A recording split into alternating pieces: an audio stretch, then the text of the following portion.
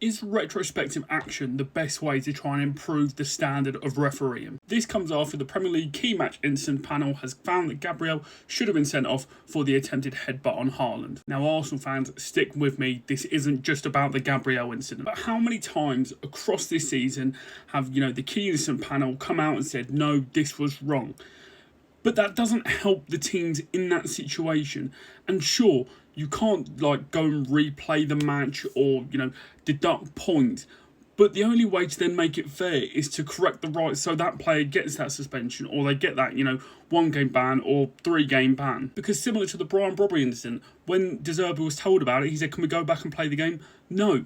But we're then worse off. Sunderland get the 3 points and nothing happens. And it's the only way to improve that is if something does happen. And for clarity's sake, I know Tottenham will be worse off. Romero probably gets a ban for this.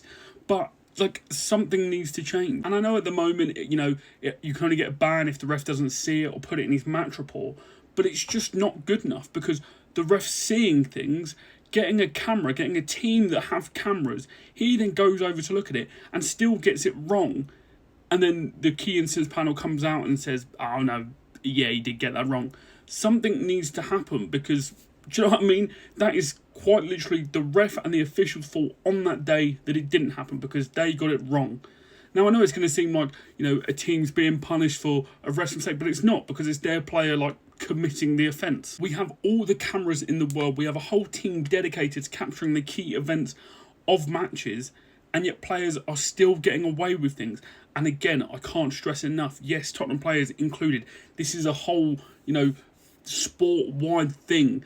But something needs to happen because players are getting away with things and then it's coming out 3 days later, no, they shouldn't have been able to do that when the game's already done. Do you know what I mean? Everything's passed. So take the Gabriel incident, for example, got away with it on the day. If he then gets, a 2-game ban from, the point that they make that decision, then players are going to think twice. But at the moment, still getting away with it. And just one more time, so people don't start putting it in the comments, this is not an Arsenal specific thing. Yes, Tottenham players have got away with things. I'm talking all teams, okay?